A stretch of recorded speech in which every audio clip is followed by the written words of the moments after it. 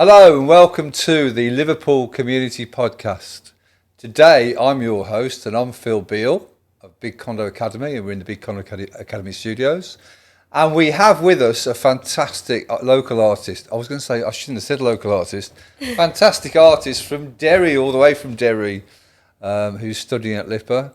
And we have Clio with us today. So welcome, Clio. Thank you so much. Hi. Thank you so much for having me here. This is so exciting. You're very welcome. Thank you. Clio's actually one of our label artists you signed recently. So when did you sign up? I signed at the very last... the end of last year. End of last year, yeah, in December. So, yeah, it's been a good couple of months now. It's been great. Yeah, been a bit of an adventure. Yeah. So you'd say it's going well? It's going super well. It's very busy. It's definitely... one thing I do notice is my work ethic has went from 10 to 100, which is great. So it's been great. It's been so good, so positive, such a positive experience. Fantastic. So far. And working with Roy has been, I've been having a ball, so yeah. That's brilliant. Yeah. That's the Roy effect, isn't it? Yes. Motivation or what? Yeah, absolutely right. So Claire, you've been nominated Artist of the Month for the last 2 months. Yes. And that's mainly because of the number of streams you've been achieving online, isn't it? Yeah. Like I've been doing quite a lot of posts every day, and just like I've been just keeping proactive with social media, releasing covers. Like I released a cover by Adele, and I've just been keeping going with that. So yeah. I'm very excited and very grateful to be awarded that. Well done, yeah. Yes. Congratulations. Thank you so much. Absolutely. It's exciting times. Thank you very much. It is very exciting. Yeah, well, when we were chatting before and you said that since you turned 18, yeah, the world's gone mad. It's gone mad, honestly. It's crazy. Since I've turned 18, everything is a blink of an eye, honestly. Like, it feels like yesterday I moved to Liverpool from Ireland, honestly. It's crazy. Amazing. Yes. And you came over to attend LIPA, didn't you? That was the reason you came across the water, yeah. Yeah. So tell us all about that. So I actually went to do A-levels in nursing, first off. In nursing? Yeah, which is pretty crazy when I tell people that. They're like, what? Couldn't picture you being a nurse. And I'm like, me neither. When I look at blood, I'm like, I can't. I'd be needing to sit down, but don't know what was going through my head with that career choice. But I was going and I was studying to be a nurse, and I decided that it wasn't really what I was wanting to do. It was kind of what I felt pressured to do. Right. Because it was a stable income, it was a stable job, and I kind of listened to everybody else and didn't listen to myself. Yeah. And it was one day I just woke up and I went into school and I thought, no, like this is my life and I want to do what I want to do, and that was always music. Wow. And so I made the really brave decision to break it to everybody that I'm going to go and I'm going to be a pop star. Like, I'm just going to put it like that. I was like, I'm going to go, I'm going to study music, I'm going to put everything into it, and I'm going to be a successful artist. And when I tell you the looks I got from that, I'll never forget them. But I did it, and I'm so grateful and I'm proud of myself for doing that. So once I made that decision, I started looking at schools and places to go. And when I seen LIPA, I just knew straight away it was for me. Yeah. So that's how that all started. And I got on my way to Liverpool and got on that boat with all my suitcases, and here I am. Absolutely amazing. Well, I don't know about the rest of the world, but I think for the UK perspective, LIPA is probably the leading performing arts college or university in the country. Yes. And I think demand for LIPA is high, I think, worldwide, isn't it? It is very high. I think the acceptance rate is 4% or something like that. Is that right? Yeah, That's maybe even lower. I need to double check that, but it's around 4% acceptance. Amazing. Yeah. So tell us about the process, though. I'm really interested in that. What's the actual process? You obviously made an application first off, and you got some qualifications behind you to do that. Yeah, so I got my A-levels, and then basically what I had to do then, when I had the points, so there was a certain amount of points, I came over to Liverpool with my friends and I did an audition, which was quite a cool audition. I just had to go in, and I was like thrown into a room with different musicians. We had to write a song on the spot. Really? Yeah, it was crazy. And we wrote a song called Liverpool, and I don't know how that came about, but we still laugh about it to this day. But that was crazy that you had to go in and just write a song on the spot. That's amazing. Oh my God, they threw us in the deep end there, but I thought it was like, that's a very good idea though, to see how you can work under pressure. Very much and so. I was like, I'll take that. And we just wrote a song and it was great. And then also, I had a one-to-one interview where I had to sing an original and 2 covers. Yeah. And I sang one of my originals, and I actually didn't even plan to release that. And I did release it then when I was in first year. And that was like the process basically. And I then I think I got my acceptance a few days later. And I was like, woo, here we go. I'm not going to be a nurse. Had you been to UK or mainland before?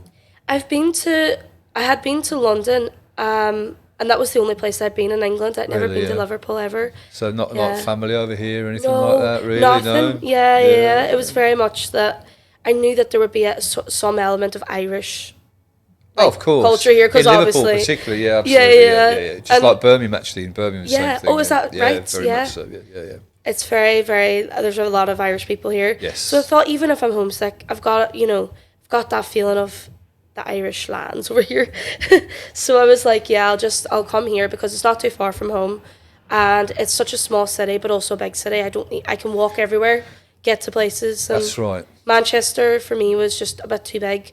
And London, obviously, too expensive as a starting off artist. That's right. How big is Derry in relation to Liverpool? Oh, Derry is much smaller than Liverpool, I think. Right, okay, yeah. I didn't do well in geography, but I think it's quite a bit smaller. But it's also got a very different mindset than over here, which I've noticed. Well, tell us a bit about that. Yeah, I mean, we don't obviously want to put the place down at all, but you were saying it's not that encouraging over there in the same way, anyway. Yeah, I think if we're going to compare Liverpool and Derry's a great place. It's where I grew up, and I will always have a love for it. Yes. I think it's just very much that to do something like music, it is a bit more challenging than it would be to do over here. Sure thing. And I found that when I wanted to do something that was out of the water, some people thought it was great and a lot of people didn't. And I think just being over here and having that open mind from a lot of people, it is very different. But I do love the town, and I will always go back there and have a love for it. It's just for my career. Yeah. For my career, it's better to be over here, I think. Yeah, absolutely. Yeah. I mean, I do talk about this with people quite a lot, because coming from Birmingham is huge. Birmingham's probably bigger than Manchester, and so this is comparative. This feels a bit like a village, really. Yeah. Or in a city setting, because everybody seems to know everybody. You go out and like, oh hi, how you doing? Even for me, I've only been here a couple of years. It's just brilliant. I absolutely love that. That's class. I love it. I absolutely love it. I really do. And like you say, it's the land of opportunity for musicians and artists. Without a doubt, such an open, welcoming atmosphere. Come one, come all. And if you've got just integrity and quality, then you're going to be welcome anywhere in Liverpool. Yes. Oh, I love that though. That's just, honestly, Liverpool's like home now. Absolutely. It's home. It's brilliant. Absolutely. So let's talk a little bit about your creative process, if that's okay with you. Yeah. So you play both piano and guitar. Yes, I do. But you're probably most at home on piano, you said, yeah? Yeah. So do you do most of your writing on piano, or how do you actually work it? Yeah, I would do most of my writing on piano for sure. I think whenever I'm writing music, it just feels more natural to write on piano, especially when I'm writing emotional ballads. I feel it a bit more. So what I would do is I would sit down at the piano, I would pick a couple of chords, I would start playing those chords, and I would get a melody, always get a melody before lyrics, that's always been my process. I will get a melody, and then that's when, once I have that melody, I will then write lyrics, and everything else comes after that. That's fascinating. Yeah, always had melodies before lyrics, and always have chords before melody. Right. Yeah. Have you always worked alone? Not really. I've done, especially in first year, I collaborated a lot with people. For example, LIPA is so crazy. You could be doing something one minute and something the next. Yesterday, I was doing my own music, and someone comes in and it's like, come into my room, let's write a song. And I'm like, okay. And I'm running into the room. And I'm like, let's go. And he's like, pick a chord. And he's like, pick this. And we just started a chord progression. I started singing, and it's just, it's crazy. Honestly, it's crazy. But yeah, I've worked with a good few people and stuff, and I find that's helped with my skills and it's helped me grow. And also, like, having someone play piano sometimes helps me write songs because they might have a chord progression that I never thought of, and I'm like, oh, I Sure like thing, that. yeah. Let me use that. Let me write to that, and I could come up with a very good song then. Excellent, yeah. I think that shared aspect is really important. Really important for creatives. Absolutely. It really is. It opens so many doors, doesn't it? Yeah. So I'm going to ask you a stupid question. Have you got a favourite chord? Oh, you know what? That's a very good... I do love G. Okay, G. that's a major. That's interesting, that. I do love a G. So I don't you know do why. a lot of work in and around G, do you? Hell yes, hell yes. Wow, yeah. I always love a G, and I always love a C and a G. Right. Yeah. Yeah. Yeah, I know they're very basic, but No, that's not the point, is it at all? no, yeah, but I would say like 70% of my songs have both of them in it. Awesome. Yeah. Awesome. So you've answered the question. I often ask people what comes first, or is it a mixture? Yeah. But for you, it's always melody first. Yeah. So Chords where and does melody. where does that come from? Do you have to be in the right setting to be writing, or? Okay, so how I write songs is actually quite funny. So I'll go into the Lippa rehearsal room or in my room or wherever I go. I'll turn the lights down. I always have to have very dim lights to write because bright lights just always like challenge my focus. I'll turn the lights down and I sit down and I basically just have to have like complete silence, low lighting, and then that's when I can start writing then. Wow, yeah. Okay, so you set the mood, in other words, really. Yes. Yeah. And what about the frame of mind? The frame of mind is an interesting one. If I am feeling hectic in my brain and I'm on overdrive, I won't be able to write. Very much. Same here. It's hard because I have a writer's block then. I can't relax, so I have to relax myself. And I guess that's why I have the element of the lights as well. That's right, yeah. You know, to bring myself down and ground myself and be like, okay, connecting with my feelings, I have to connect. Yeah. If I don't, I'm writing something that's not very good. Fabulous, yeah. So how many songs have you written that are complete? Would you say roughly, just a rough number? I would say I have 10 that are complete. Sure. That are in the bag and, are completely done, Yeah. And would you say that they're a mixture of story songs and personal songs, or are they all personal experience, or? So all of my songs, except for one, and that 10, are all either my story, me telling a story, basically. So things that I've experienced, like on the outside world, but also in my brain, in my head. Yeah. I have a couple on mental health. I have a couple on, like very challenging situations like suicide, and I also have some on just basically overcoming fears and being who you are. And then I have the rare one or two that is like you can just dance along to. It's like cool. Yeah. So there's quite a range, but it does all come from my stories or me telling a story or me writing a song that I just want people to dance to. Fabulous. Yeah. So what would be your opinion then on the impact of creativity in this way and song in your particular case, obviously in terms of songwriting? Yeah. And your mental kind of, I'll use the word mental health if I may. I'm not implying that you've got poorly mental health, but does it help you, ground you, settle you? Yeah. Does it? Music is definitely a release. So if I'm feeling overwhelmed or I'm feeling a certain emotion, sitting down and writing how I feel is almost like making a journal. And I know that helps a lot of people ground themselves. That's my journal. So if I've had a day where everything's went wrong or I've had, some sort of traumatic experience, I'll sit down and I'll write about it and I'll feel a sense of acceptance. And wow, so you're processing it. It's processing, and it's acceptance, and it's very much like therapy to me, for sure. That's fantastic. Yeah. I think that's why it all started with music, because I never really liked talking about my feelings ever growing up, and I think that that's why I started music, because I realised it was my own therapy that no one needed to know about, but I had it there, and it was just It's fabulous. Yeah. So it's your catharsis. That's fantastic. Basically, yeah. That's fantastic. Yeah. And even though it's not, this isn't exclusive, because what then happens, I think, is the people that maybe aren't able to do it in that way Yeah. they can relate to what you're writing though and what you're saying. They're saying, oh my God, somebody else feels the same way as I do. Exactly. That's my main aim with my music as well. Absolutely. You know, to connect with people and make people feel like they're not alone. That's absolutely. That will always be my main aim. Wonderful. Create a community, yeah. Wonderful. That's absolutely right. Yeah. So we're here today ostensibly though to talk about the Women in Music event that you've attended recently. You appeared at recently at Meraki in Liverpool, and which is a quarterly event now. And it's really interesting. It's interesting to hear the people that attended that and that were part of it, what their take on that is. Yeah. What's your experience been as a woman in music? What's your experience been in relation to your gender and how you've been treated? I think for being a woman in music, there's always going to be, not always going to be barriers, but at the moment in time there's barriers for sure.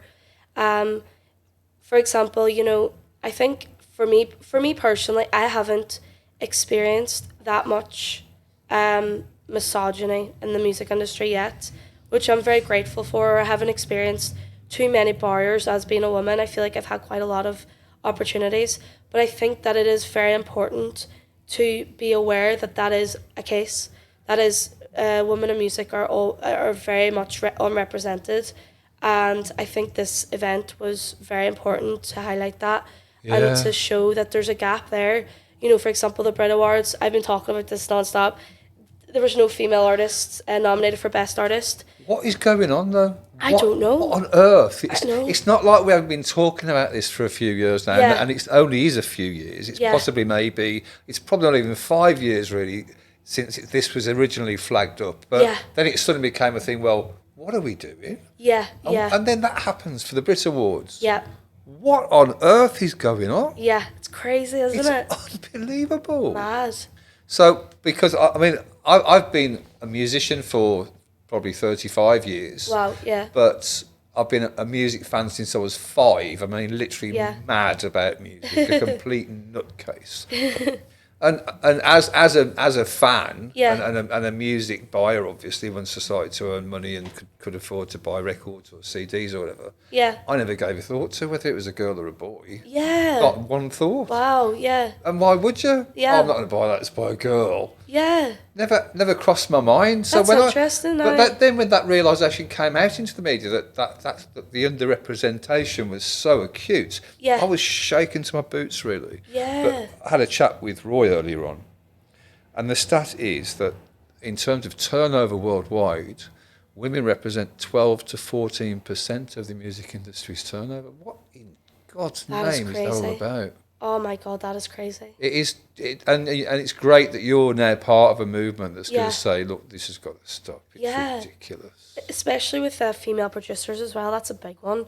A lot of female producers because production is seemed as a male dominated role. Sure, yeah. There's a lot of females that are amazing producers and that are so unrepresented, and it's like, what is going on? Like, because I never even thought about that either before I decided to become a musician. I knew it was always going to be a thing, but I never knew it was this much of a thing. I never knew it was so big. And the more I go with my career, the more I see. And I'm like, wow. I am very fortunate to not have experienced anything right now in the start of my career. I think, to be fair, I think in this place, you're unlikely to encounter that, to be honest with you. I don't think Liverpudlians are that way minded, and the business, I think, is more educated. Yeah, definitely. So hopefully not for you know. I think there's definitely going to be almost like a revolution. I think it's going to get less and less through the years, hopefully. Yeah. We'll get equality.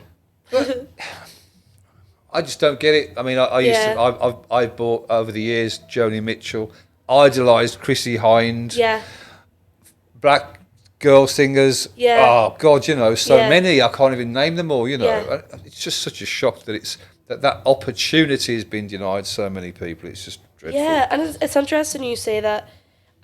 You've never even thought of it being a female or a male, and like you've always had an artist. It's just an artist. Like the gender never came into a role. Just about the music. Yeah. And that you were so on like that's crazy. And then some people actually go, that's a female, and like that's in the forefront of their mind that and then they disadvantage them. I just think that's crazy. It is, isn't it? Yeah. Crazy. Well, that's changing now. Yeah. It's starting to turn, but it's gonna be like that cliche, isn't it? It's gonna be like a how do they say? It's going to be like a tanker turning. It's going to take a while, isn't it? You know? Yeah, absolutely. But it's definitely turning around. Yeah, a doubt, I think so. I think over the years it'll be less and less. Yes, absolutely. Yeah, absolutely. So tell me about your heroes then. My heroes of whatever gender. Yes. Oh, that's a strong word. But I think definitely my inspirations would be Amy Winehouse. Yeah. Adele, Billie Eilish, Alicia Keys, and in my early years of, whenever the X Factor was a big thing, Leona Lewis was actually one from when I was younger as well. Yeah, so I think they've been like top people. And right now I am quite a big fan of Luis Capaldi. So yeah, that's awesome. Yeah. Yeah. So it's they would be like my main inspirations for sure. Fantastic. Yeah. So you've released one cover since you joined. Yeah. So far on the label, yeah. Yeah. And what was that one? That one was Adele Hello. Right. Yeah. So that's available to download or stream as we speak, yeah? Available on YouTube if you want to go over and listen to it. It's my YouTube is Clio Music _. Fantastic. And you'll see it there, yeah. That's awesome, okay. Yeah. And what's coming up? Coming up now is... Recordings-wise and stuff? So we're basically just like focusing a lot on content at the moment. Yeah. Building up that fan base online. Building up a sort of momentum. So a lot of content will be coming this month. Definitely in the future at some point there'll be a single, maybe 2, but that's been unconfirmed in terms of dates and stuff. Okay, yeah. But that'll for sure be in the future. More covers and more gigs as well. Yeah. Fantastic, yeah. And so how was the event? Talk about that for me for a minute, The event was great. It was so good. Women in music. It was incredible. It was just amazing having like all of us in one place, and it was just like so girl boss. Like I just felt it was very empowering. It was, yeah. Very empowering. Like I walked in and there was, it was just so good, and all the talent there was incredible. I think it was just a very good night, and it was a very good concept. Great. I just felt very proud to be a part of it, and very excited to be a part of something that wasn't just a gig. It was saying something. It was sending a message, creating awareness. Absolutely. It felt very empowering, and it felt very, yeah. I really enjoyed it. Definitely. And the talent was insane. Oh my God, so good. Right, yeah. So good. Yeah. And that's going to be a quarterly event. Yeah. From this year onwards. So nice. Fantastic. Yeah, absolutely. So that's fantastic. So you've got that coming through. You'll be doing a new recording of a single soon. Yeah. And that'll be your own track. Yeah. And you've got about 10 you said you could maybe choose from. Yes. So that's going to be interesting, yeah? Yeah. Oh, that'll be hard to cut them down. Yeah. And what about shows coming up? Shows coming up. So I basically have 2 shows in May that are confirmed. I have the Tube, which is in my university. Yeah. So that's just through university and to be assessed. Yeah. And then I also have the Arts Bar in May as well, which I'll be headlining, which will be exciting. Awesome. Yes. Have you been there yet? I've actually performed support over there before. Yeah. So that was really fun. That was just before signing, I think, with Big Condo. That's a great venue. Yeah. So that's the 12th of May, I think. It's 18th of May. Sorry. Yeah. Plus 2 support acts. That's cool. So give us your social media handles. How can people find you and listen to what you're doing? So my social media for Twitter, Instagram, TikTok, Facebook and YouTube is all the same. Clio Music _. All the same through all of them. Fantastic. Yeah. Well done. So CLIO. Like some people think it's CLIO. Yeah, not EO. Yeah. CLIO Music _. Yeah. Fantastic. Well done. So that's great. Brilliant to see you again. Thank you. It's been brilliant to see you too. I haven't seen you in ages. It feels... and this was your first podcast? Yes, first podcast. What do you think? I love it. I want to do another one already. I love it. This is great. I've always wanted to do one of these. It's been such a dream. I watch so many of them on TikTok and I'm like, I need to do one of these. Well, you've done a good job. Thank you very much. Thank you. Yeah. You've been great too. It's been great having this with you. Yeah. Great. So this has been the Liverpool Community Podcast, focusing on women in music, here at the Big Condo Academy Studios. And Clio has been absolutely awesome today, and we look forward to hearing from her again in the future. And for now, it's over and out. Thank you.